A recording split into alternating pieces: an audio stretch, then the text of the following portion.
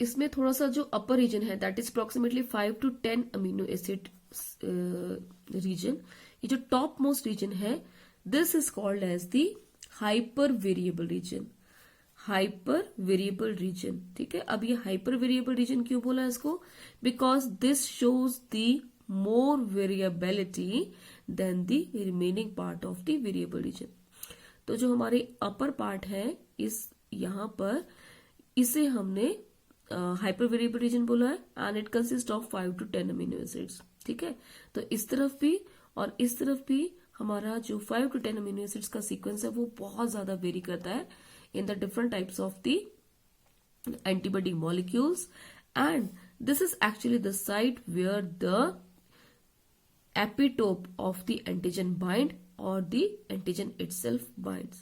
ठीक है, तो इसमें काफी ज्यादा हमें चेंज मिलेगा देखने को, and this is actually complementary to the epitope or the antigen itself। So this region, that is the hypervariable region, it is also called as the complementary determining region or the CDR, that is the complementary determining region।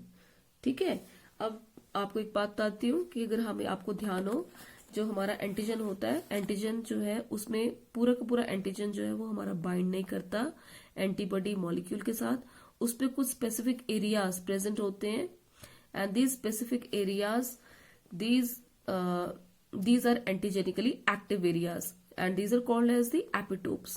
ठीक है, तो जिस तरह से antigen molecule का epitope होता है उसी तरह से आपका एंटीबॉडी मॉलिक्यूल का वो पार्ट जो कि कॉम्प्लीमेंटरली बाइंड करेगा एंटीजन के साथ, this is called as the paratope. So epitope will bind to the paratope, ये वाला रीजन क्या है, paratope, it will bind to the paratope of the antibody molecule. Now let me tell you, this is the generalized structure of the antibody molecule। हमें जब भी question आएगा ये explain the structure of the antibody molecule, तो हमने ये वाला structure जो है वो बनाना है। ठीक है, अगर क्वेश्चन आता है एक्सप्लेन द डोमेन स्ट्रक्चर, तो हम ये वाला डायग्राम नहीं बनाएंगे, हम ये वाला डायग्राम बनाएंगे। This is the domain structure, आपकी बुक में ये डोमेन स्ट्रक्चर जो है वो बना हुआ है। तो ये डोमेन स्ट्रक्चर क्या है, domain structure actually shows the domains. ये जो हमारा डाइसल्फाइड बॉन्ड है ये स्ट्रेट चेन में नहीं होते हैं, आपको पता ही है, प्रोटीन का स्ट्रक्चर आपने स्टडी किया है कि जब भी आपकी amino acid chain when it is folded upon itself it result in the formation of the disulphide bond. तो जहां जहां पर भी लूप्स फॉर्मेशन होते हैं इस तरह से, वहां पर ही आपका डाइसल्फाइड बॉन्ड प्रेजेंट होता है।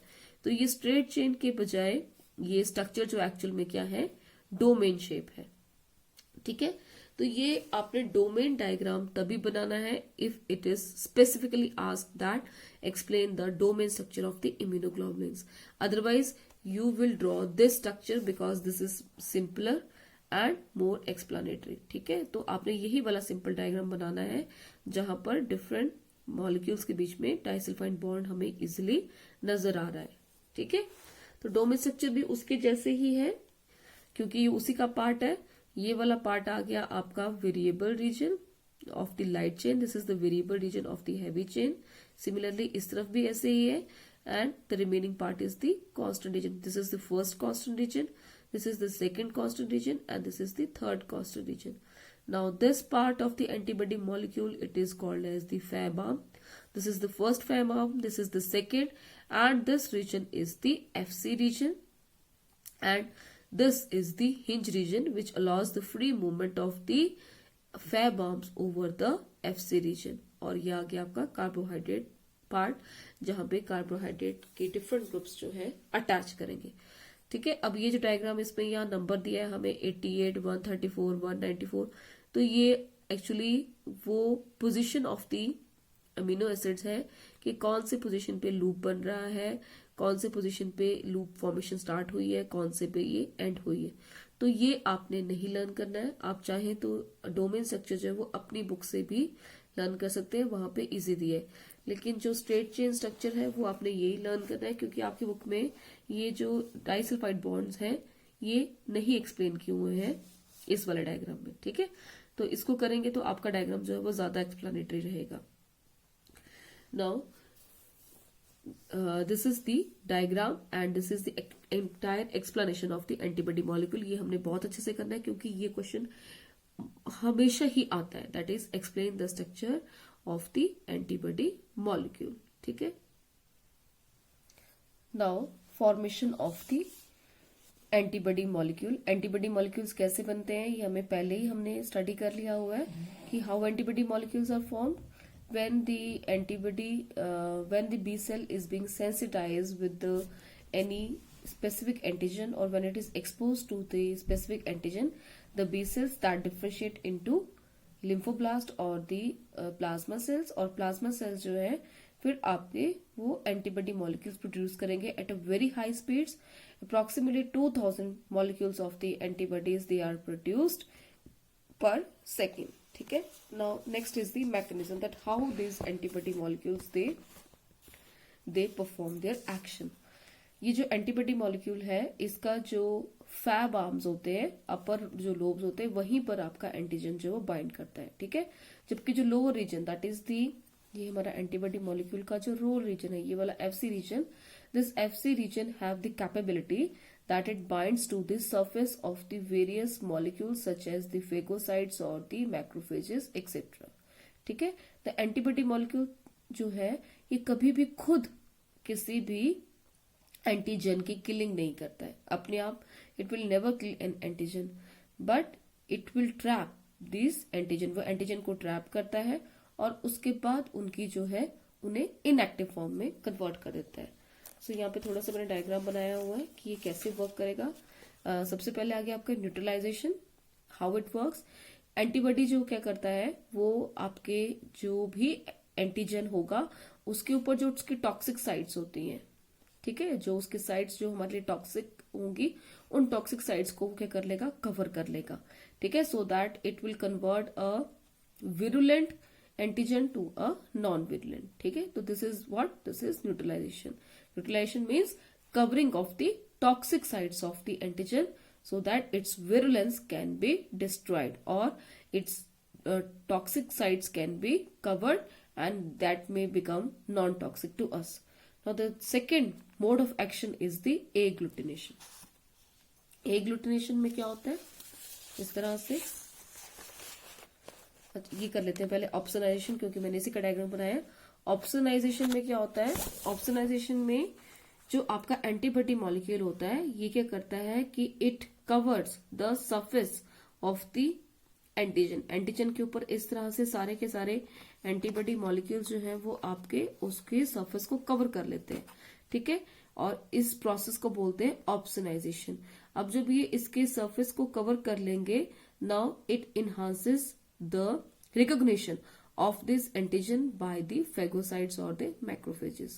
ठीक है, तो जो भी phagocytic cells होंगे वो इसको easily recognize कर लेंगे if it is covered by the antibody molecule or if it is opsonized by the antibody molecules। ठीक है, और वैसे भी जो इनका FC region होता है that is the receptor for the phagocytes, तो यहाँ पर एकदम से phagocytes आ जाएंगे और फिर इसके फेगोसाइटोसिस कर लेते हैं। Now the second mode of action, another mode of action is the agglutination. Agglutination means clumping। ठीक है, जब भी कोई पार्टिकुलेट आपका एंटीजन होगा, this is what, this is antigen, and this antigen if it is of particulate nature or it is insoluble in the blood or the tissue fluid, then what happens, its clumping or agglutination is done with the antibody molecule। ठीक है, antibody molecule जो है वो इसके साथ इस तरह से बाइंड कर लेगा और ये पूरा का पूरा आपका क्लम्प बन जाएगा। पूरे का पूरा ये इस तरह से इसको इकट्ठा कर देता है एंटीजन को, and this is again now recognized by the different phagocytes. ठीक है, और फेगोसाइटिक सेल्स जो है फिर बाद में आके इसको जो है वो इसका फेगोसाइटोसिस कर देते हैं। ठीक है, next is the precipitation. Precipitation इसमें और एग्लूटिनेशन में मेजर डिफरेंस क्या है कि प्रेसिपिटेशन में जो आपका एंटीजन होगा that is in soluble condition. ठीक है, तो जो छोटे सॉल्युबल एंटीजन्स जो होते हैं उनके साथ जब एंटीबॉडी मॉलिक्यूल इंटरेक्ट करेगा तो कौन सा रिएक्शन होगा, प्रेसिपिटेशन। और जो आपके बड़े पार्टिकुलेट या इनसॉल्युबल एंटीजन है, जब उनके साथ एंटीबॉडी मॉलिक्यूल इंटरेक्ट करेगा that will result in the agglutination reaction. ये बाद में हम डिटेल में करेंगे इस चैप्टर में कि कौन कौन से टाइप के रिएक्शन होते हैं यहाँ पे। So in case of the soluble antigen when it interact with the antibody molecule it result in precipitation। Precipitation भी आपको पता ही है, प्रेसिपिटेट्स आप देखते ही है किसी तरह से बनते हैं। तो जब इसकी प्रेसिपिटेशन कर देगा आपका antibody molecule, so it makes this complex heavier and insoluble. ये हैवी हो जाएगा, इनसॉल्युबल हो जाएगा, और again it enhances its recognition by the different phagocytes, and phagocytes they will easily approach this heavier complex and will destroy this complex of the antigen molecule. Now the next type of the action, mode of action is the complement mediated cell lysis। ये complement क्या है, complement system भी आपको आगे चल के detail में इसके ऊपर टॉपिक आएगा। Complement it includes some proteins which are present in our serum, and these proteins they behave in a cascade manner। ये भी मैंने आपको क्लास से पहले बताया हुआ है कि कॉम्प्लीमेंट प्रोटीन्स जो होते हैं ये कैस्केड फॉर्म में बिहेव करते हैं। कैस्केड जो है उसके फॉर्म में आपका बिहेव करेंगे। मीन्स कि एक प्रोटीन जो है उसको दूसरा प्रोटीन एक्टिवेट करेगा, दूसरे को फिर नेक्स्ट एक्टिवेट करेगा, फिर इस तरह से कैस्केड के फॉर्म में जो है वो बिहेव करते हैं। और कैस्केड बनाने के बाद जो है अल्टीमेटली ये क्या बनाएंगे, एक कॉम्प्लेक्स बनाएंगे, and the complex is called as the MAC, that is the membrane attack complex. ये मेम्ब्रेन अटैक कॉम्प्लेक्स क्या करता है, किसी भी एंटीजन के सरफेस पे जो है वो पोर बना देता है।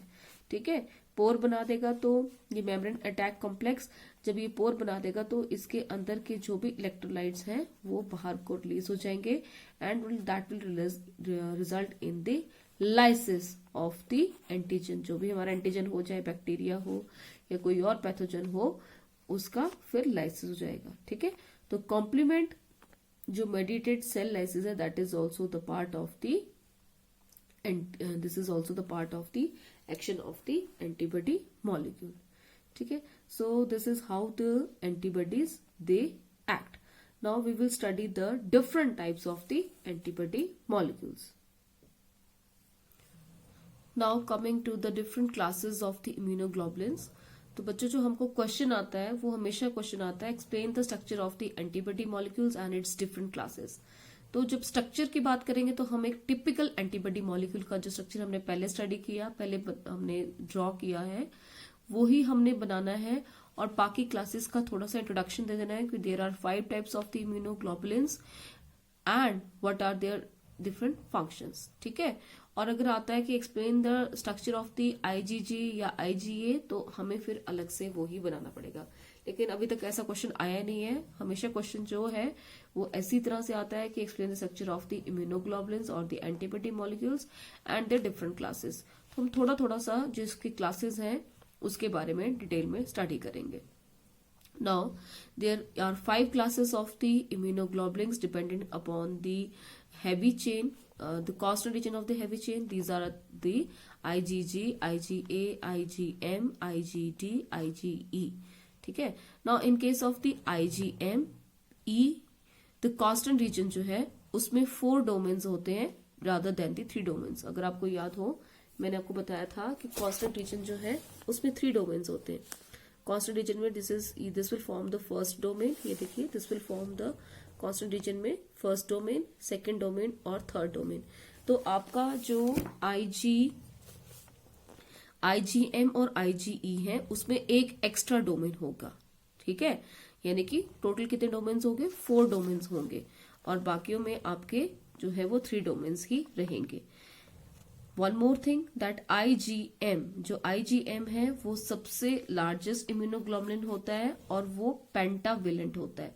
वेलेंसी मैंने आपको पहले बताया, वेलेंसी क्या होती है, valency is the number of the epitopes और the antigen molecules that bind to the antibody molecule. कितने एंटीजन जो है या कितने एपिटोप्स जो है वो बाइंड करेंगे इसके साथ, एंटीबॉडी मॉलिक्यूल के साथ, वो ही उसकी वैलेंसी शो करेगा। ठीक है, जैसे अगर आपको याद हो ये हमने जो एपिटोप था, जो हमारा एंटीजन था उसके ऊपर कितने एपिटोप्स प्रेजेंट है वो बताएगा the valency of this antigen, और एंटीबॉडी मॉलिक्यूल के ऊपर कितनी बाइंडिंग साइट प्रेजेंट है, कितने यहाँ पर आपके डिफरेंट डिफरेंट एपिटोप्स या एंटीजन्स जुड़ सकते हैं, that will show the valency of the antibody molecule.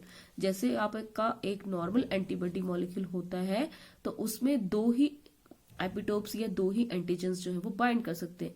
So it is a normal antibody molecule is divalent. ठीक है, अगर ये ज्यादा एंटीबॉडी मॉलिक्यूल आपस में जुड़े होंगे that means if it is a pentavalent और इट इज अ डाइमर और अ ट्राइमर, तो जो है इसकी वैलेंसी इंक्रीज हो जाएगी। ठीक है, तो जो हम डिटेल में इन सभी का स्ट्रक्चर करेंगे तब हमें पता लग जाएगा कि कैसे इनकी वैलेंसी जो इंक्रीज कर रही है।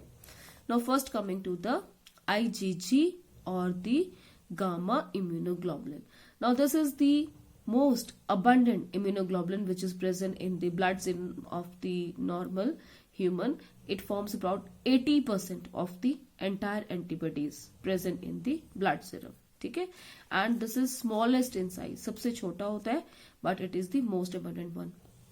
अब ये हमारी बॉडी के जो डिफरेंट फ्लूइड्स हैं उसमें हमें देखने को मिलेगा, स्पेशली जो मदर्स मिल्क है, मदर्स मिल्क में हमें काफी ज्यादा जो है वो गामा ग्लोबुलिन्स देखने को मिलेगा। ठीक है, it will help the body fluids to stimulate the phagocytosis and the complement system.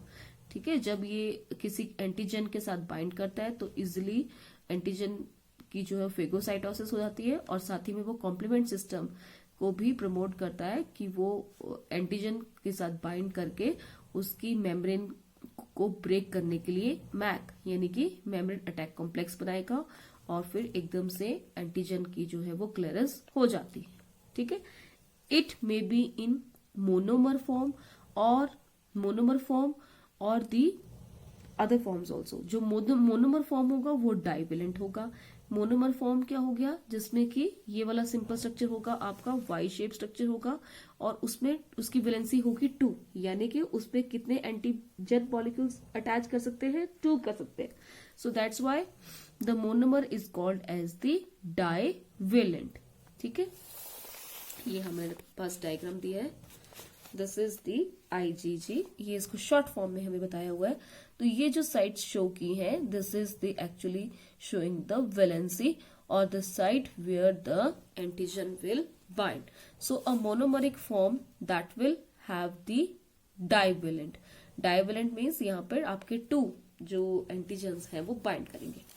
Now in case of the humans the immunoglobulin G और the IgG that also passes through placenta. ये placenta से pass on कर जाएगा, approximately 6 month तक ये पास कर जाता है आपके फीटस में through placenta and provide passive protection to the fetus. ठीक है, so this is that type of immunoglobulin which passively pass to the fetus and provide the protection to the fetus in the mother's womb. ठीक है, और ये वाला जो antibody molecule है ये फिर फर्दर आपके डिफरेंट सब टाइप से हमें देखने को मिलेगा, that is the IgG1, IG2, IG3, IgG4। तो ये डिफरेंट सब टाइप्स हैं, तो थोड़ा सा आपने सिर्फ इनका नेम लिख देना है। और जो आपकी लाइट चेन होती है वो तो आपको पता ही है, वो सिर्फ 2 ही टाइप्स की सकती है, या तो वो कैपा हो सकती है या वो लैम्डा हो सकती है। ठीक है, लेकिन हैवी चेन्स जो है फिर फर्दर सब टाइप्स की हो सकती है। ठीक है, now next is the immunoglobulin A। अब यहाँ पे एक ये टर्म लिखी हुई है 1 सेल 1 इम्यूनोग्लोबुलिन रूल। ये भी मैंने आपको पहले भी क्लास से बताया हुआ है कि एक जो आपका बी सेल है, अगर ये हमारा सिंगल बी सेल है तो बी सेल के ऊपर जितने भी एंटीबॉडी मॉलिक्यूल्स यहाँ पर प्रेजेंट होंगे these will be of single type. ठीक है, ये नहीं है कि ये IgA होगा, ये IgGB होगा, ये D होगा, ऐसा नहीं होगा। ड्यूरिंग द डेवलपमेंट ऐसी स्टेट आती है जिसमें ये different different antibody molecules receptors इसके ऊपर प्रेजेंट होते हैं, लेकिन जब ये मैच्योर हो जाते हैं तो आपके B cells they will have the all the receptors present over them और all the antibody molecules present over them of the same kind and when it proliferate, जब इसका प्लाज्मा सेल बनेगा तब भी उससे जो एंटीबॉडी मॉलिक्यूल्स रिलीज होंगे वो सारे के सारे एक ही तरह के होंगे. That's why we call it as the one cell and one immunoglobulin rule. That means the one B cell will result in the formation of the similar kind of the immunoglobulins. Now coming to the next, that is the immunoglobulin A. Immunoglobulin A, it is also called as the alpha immunoglobulin. Now the next type of immunoglobulin is immunoglobulin A or the alpha immunoglobulin. It is the second most abundant type of the immunoglobulin which is present in the serum, and it forms approximately 10 to 15% of the immunoglobulin content in the syrup. ठीक है, अब ये कहाँ पे मिलेगा हमें? This is also called as the secretory immunoglobulin because it is seen in the different secretions of the body, such as it is seen in it is present in saliva, tears, colostrum. Colostrum is what? It is the first mother's milk. ठीक है, जो first mother's milk after delivery जो होता है, that is called as colostrum. आप अच्छे से जानते हैं इसको. और बाकी जो आपके सिक्रीशन है, जैसे आपके इंटेस्टाइनल सिक्रीशन है और जो यूरिनरी ट्रैक्ट सिक्रीशन है या जो आपका ब्रोंकियल म्यूकस है, उन सभी सिक्रीशन में जितने भी हमारी बॉडी के मैक्सिमम सिक्रीशन हैं, उनमें आपका इम्यूनोग्लोबुलिन ए जो है वो रिलीज होगा. That's why it is called as the secretory immunoglobulin. अब इंटेस्टाइन में जो है it is called as the copro antibody. And जो आपका इंटेस्टाइनल रीजन और रेस्पिरेटरी रीजन है, वहां पे ये लोकली प्रोड्यूस होता है. एंड इस रीजन में जो आपका इम्यूनोग्लोबुलिन प्रोड्यूस होगा, यानी कि इंटेस्टाइनल रीजन में और जो आपका रेस्पिरेटरी जो म्यूकस मेम्ब्रेन है, जहां पे ये लोकली प्रोड्यूस हो रहा है, वहां पर ये जो हमारा इम्यूनोग्लोबुलिन है उसके साथ एक और पार्ट जुड़ जाता है which is called as the secretory piece और the transport piece. Now let's see the diagram here. This is the dimer of the IgA. IgA जो है वो आपको मोनोमर के फॉर्म में भी मिल जाएगा. मोनोमर कैसे होगा? इस तरह से ही होगा, टिपिकल मोनोमर. डाइबर के फॉर्म में भी मिलेगा जो इस तरह से होगा, और आपको ये पॉलीमर के फॉर्म में मिलेगा, means the multiple antibody molecules of the IgA that can also be combined with each other. जो डाइमर है हमारा, वहां पर क्या होगा कि 2 antibody molecules they are attached with the help of the J chain. Now what is this J chain? This is the joining chain which will help in the attachment of these two. ठीक है, तो अभी मैंने क्या बताया आपको कि जो आपका इंटेस्टाइनल रीजन और रेस्पिरेटरी रीजन में जो हमारा लोकली IgA प्रोड्यूस होगा, उसके साथ एक कंपोनेंट जुड़ जाएगा. This is called as the secretory component और द ट्रांसपोर्ट पीस. ये बाकी जगह जो आपका IgA होगा, जो आपके नॉर्मल ब्लड सीरम में होगा, उसमें ये सिक्रेटरी कंपोनेंट नहीं होगा. ठीक है, तो कहां पे होगा ये उन्हीं एंटीबॉडी मॉलिक्यूल्स में होगा जो आपके इंटेस्टाइनल और रेस्पिरेटरी रीजन में जो है वो प्रोड्यूस होते हैं. ठीक है, अब मैं आपको एक चीज बता देती हूँ कि लास्ट ईयर क्वेश्चन आया हुआ था कि which antibody molecule is seen in the colostrum. तो बच्चों का जो आंसर था वो IgG ही बच्चों ने लिख दिया था. बच्चों, तो IgG इसका आंसर नहीं आएगा, क्योंकि दिस इज दी IgG भी होता है, लेकिन जो स्पेसिफिकली हाई कंटेंट जिसका एंटीबॉडी मॉलिक्यूल का जो कि मदर्स फर्स्ट मिल्क में होता है, तो वो IgA ही रहेगा. ठीक है, यहाँ पर जो हमारा ये IgG है, यहाँ पे लिखा भी है it is present in the mother's milk. तो नॉर्मल मदर मिल्क में आपका IgG का कंटेंट ज्यादा होता है, लेकिन जो हमारा फर्स्ट मदर मिल्क होता है यानी कि क्लोस्ट्रम है, उसमें जिस एंटीबॉडी मॉलिक्यूल का कंटेंट ज्यादा होगा, that is the IgA. So if the question is being asked specifically on colostrum, then you have to mention that the colostrum that is rich in IgA. ठीक है, अदरवाइज मदर मिल्क में जो है वो IgG भी present होता है. Now ये जो आपका सिक्रेटरी कंपोनेंट है, मैं थोड़ा सा आपको डायग्राम दिखा देती हूँ. वैसे तो आपको लर्न करने की जरूरत नहीं है. ये देखिए, ये मेरे पास एक बुक है, उसमें से दिखाती हूँ किस तरह से ये ऐड होता है. ये प्लाज्मा सेल आ गया हमारा. प्लाज्मा सेल जो कि एंटीबॉडी मॉलिक्यूल्स रिलीज करेगा. अब ये एंटीबॉडी मॉलिक्यूल जो हमारा IgA है, ये डाइमेरिक फॉर्म में रिलीज हुआ है, और ये जो चीज है this is the J chain which is joining the 2 antibody molecules.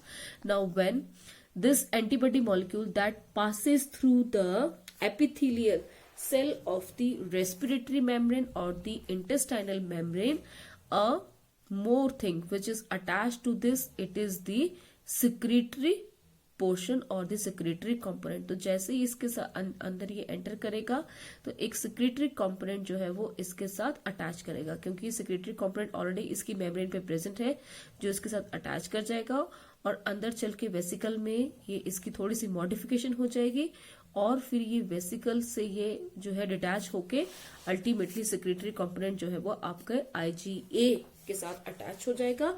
If this IgA that is being locally produced within the intestinal or the respiratory membrane. So these are what? These are the epithelial cells of the intestinal region or the respiratory tract. ठीक है, so इसका diagram थोड़ा सा इस तरह से हमें देखने को मिलता है। ये आ गया आपका dimeric form of the IgA और ये बीच में आ गई इसकी J चेन। ठीक है, और जब सेक्रेटरी कंपोनेंट इसमें ऐड हो जाएगा तो ये हमें इस तरह से नजर आएगा और बीच में ये जो हमें पिन जैसी लग रही है, this pin is actually what the J chain. So this is all about the IgA। Now coming to the next, that is the next immunoglobulin. Now the next immunoglobulin is the IgM। अच्छा, एक चीज मैंने आपको बताना भूल गया कि J chain कौन रिलीज करेगा। Now this J chain is synthesised by the lymphoidal components. ये जो आपके बाकी लिम्फोइडल सेल्स के जो कंपोनेंट्स हैं वही इस J चेन को रिलीज करते हैं।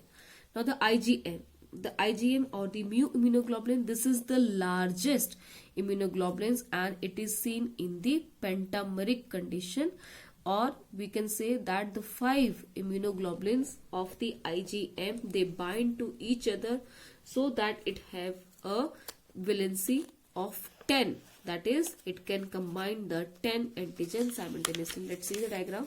This is the diagram.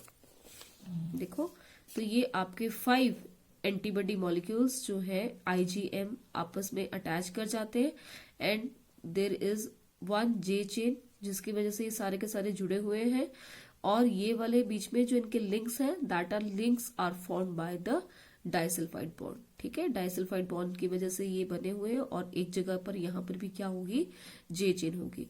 Now its valency is increase to a very high level. देखो, एक एंटीबॉडी मॉलिक्यूल के साथ 2 एंटीजन बाइंड कर सकते हैं because these are 5, so it have the valency of 10, that it is capable of binding the 10 antigen simultaneously.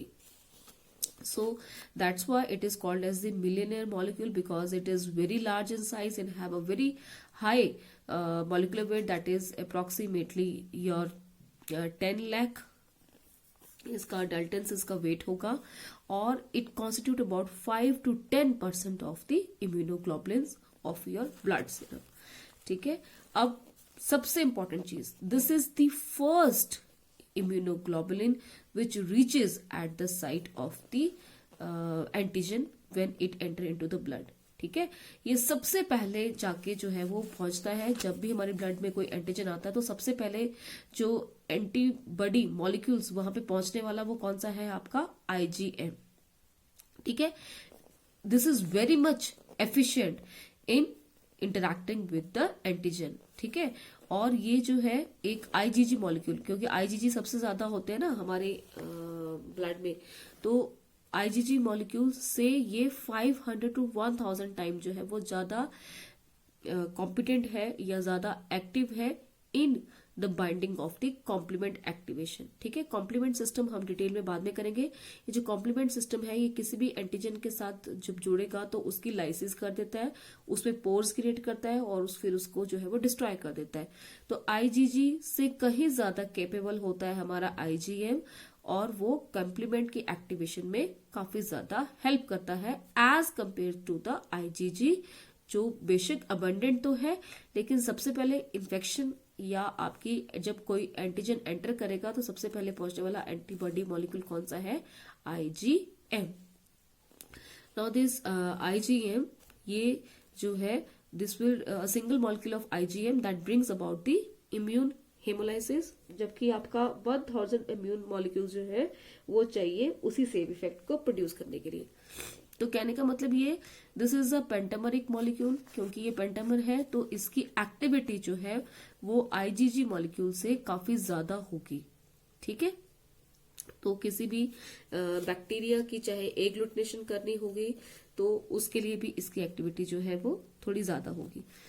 ठीक है, तो कॉम्प्लीमेंट एक्टिवेशन तो ये करेगा ही, लेकिन यहाँ पर IgM is also more effective than IgG in opsonization. मैंने आपको पहले बता दिया ऑप्सोनाइजेशन क्या होता है, neutralization of the bacteria virus and the agglutination. ठीक है, तो ऑप्सोनाइजेशन और एग्लूटिनेशन में तो ये ज्यादा इफेक्टिव रहेगा, लेकिन न्यूट्रलाइजेशन के केस में ये लेस इफेक्टिव है। ठीक है, तो न्यूट्रलाइजेशन इफेक्टिव किसकी है, आईजीजी मॉलिक्यूल की, और आईजीजीएम जो है वो एग्लूटिनेशन या ऑप्सोनाइजेशन करने में ज्यादा इफेक्टिव है, और साथ में कॉम्प्लीमेंट एक्टिवेशन में भी ज्यादा इफेक्टिव है। तो ये थोड़े थोड़े हमारे जो डिफरेंसेस है between the different classes of the immunoglobulins, ये डिटेल में आपको बाद में भी दिए हुए चैप्टर के एंड में, तो वो वहां से आपने डिफरेंसेस के फॉर्म में, ये देखिए आप, ये यहाँ पे बुक में डिफरेंसेस जो है वो दिए हुए हैं बिटवीन द डिफरेंट इम्यूनोग्लोबुलिन्स। तो थोड़ा सा इसको रीड आउट कर लेना है, क्योंकि जब क्वेश्चन हमें आएगा कि explain the different classes of immunoglobulins, तो आप इस तरह से भी जो है इसको एक्सप्लेन कर सकते हैं in the form of the difference. ठीक है, तो यहाँ पे सारे ये डिफरेंस दिए हुए हैं, ये भी आपने जरूर थोड़ा सा इसको रीड आउट करना है। Now the next type of the immunoglobulin is the IgD or the delta immunoglobulins. So this was first discovered in the patients that were suffering from the myeloma. ठीक है, और इसकी हैवी चेन कौन सी है, delta type की है, और काफी कम अमाउंट में ये हमारे ब्लड में होता है। It is approximately 0.2%। अब ये जो है आपका IgD, इसका एक्चुअली फंक्शन जो है वो अभी तक भी हमें कोई ज्यादा क्लियर नहीं है।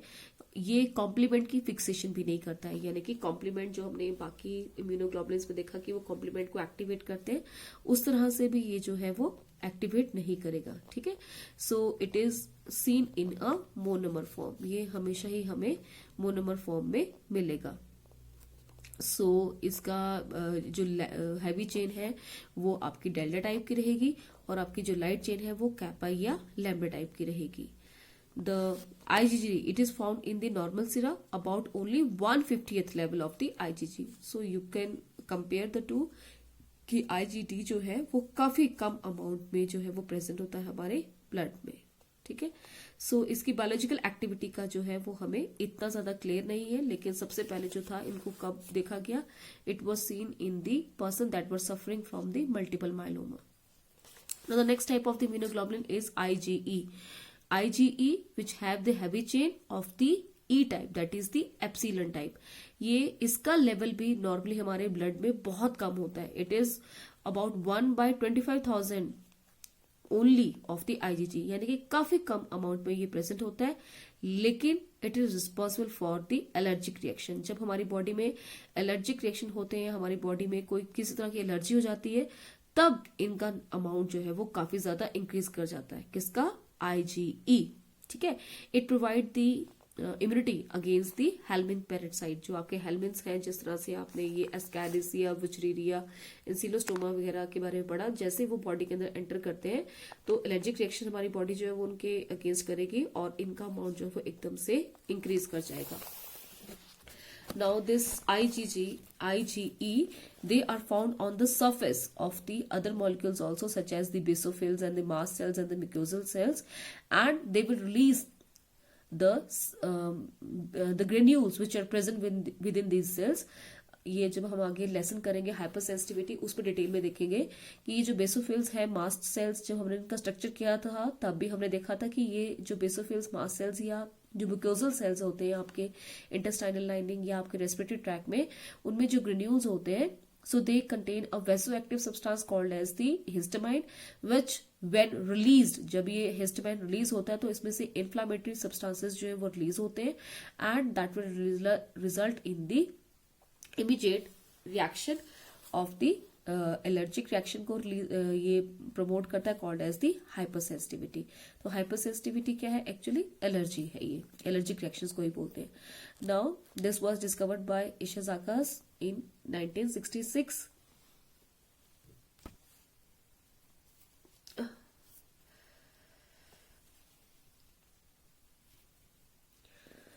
So this is also a monomer.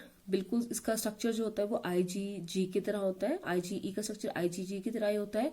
Monomer है तो इसमें जो बाइंडिंग साइड्स है यानी कि इसकी वैलेंसी कितनी है, 2 ही रहेगी। And it have a high affinity to the cells such as the mast cells and the basophils. ठीक है, तो इसका बेसिक जो फंक्शन है आईजीई का, that plays a role in the allergic reaction. ठीक है, and it also don't bind to the और don't activate the complement system. ये भी कॉम्प्लीमेंट सिस्टम को एक्टिवेट नहीं करता है। अब ये जो कॉम्प्लीमेंट सिस्टम है ये एक्चुअली एक्टिवेट होता कब है, एंटीजन एंटीबॉडी इंटरेक्शन जब होती है तो उससे ही कॉम्प्लीमेंट सिस्टम एक्टिवेट होता है और आपका जो भी पैथोजन या एंटीजन होगा फिर उसकी लाइसिस करता है। ठीक है, अब ये जो आईजीजी है ये हमारे वेरियस जो हमारे टिश्यूज है उसकी सेल्स के ऊपर जो है अटैच होने के लिए इसके लिए रिसेप्टर्स प्रेजेंट होते हैं। ठीक है, जो स्पेशली आपके जो टिश्यूज हैं या जो आपके सेल्स हैं जो आपके रेस्पिरेटरी ट्रैक या इंटेस्टाइनल ट्रैक्स में प्रेजेंट हो गए वहां पर इसके रिसेप्टर्स होते हैं जिसकी वजह से फिर ये एकदम से हाइपर सेंसिटिविटी रिएक्शन जो है वो स्टार्ट कर देता है। ठीक है, now coming to the entire this antibody molecules, इसका थोड़ा सा हम देखते हैं कि ये पूरे के पूरे एंटीबॉडी मॉलिक्यूल्स करते क्या है। जो आईजीजी है वो हमारे बॉडी फ्लूइड्स को प्रोटेक्ट करेगा। आईजीए अप्रॉक्सी जो है वो हमारा वो बॉडी के सर्फेसिस को प्रोटेक्ट करता है, जबकि जो आईजीएम है वो ब्लड स्ट्रीम को प्रोटेक्ट करेगा और आईजीई जो है वो हमारे हाइपर सेंसिटिविटी रिएक्शंस जो है उनको कैरी ऑन करता है, जबकि हमारा आईजीडी जो है उसका रोल जो है वो हमें क्लियर नहीं है। ठीक है, तो कुछ एक जो पॉइंट्स हैं इनके बारे में वो हमने बड़े ध्यान से रखते हैं। जैसे जो आपका IgM है, this is the first antibody which reaches when any antigen that enter our in body. जो एलर्जी के लिए है वो किसका रोल इंपॉर्टेंट है, IgE है। ऐसे ही हमारा जो बॉडी के सिक्रीशंस है बॉडी फ्लूइड्स में वो कौन सा एंटीबॉडी मॉलिक्यूल मिलेगा, हमें IgA मिलेगा। तो ये कुछ एक जो इंपॉर्टेंट पॉइंट्स हैं इनके ये हमें याद रखने हैं क्योंकि कई बार ये वन वर्ड में पूछ लेते हैं। ठीक है, so this is all about our topic, that is the immunoglobulins, and the next topic is monoclonal antibodies. This we will discuss in class. So that's all for today. Thank you.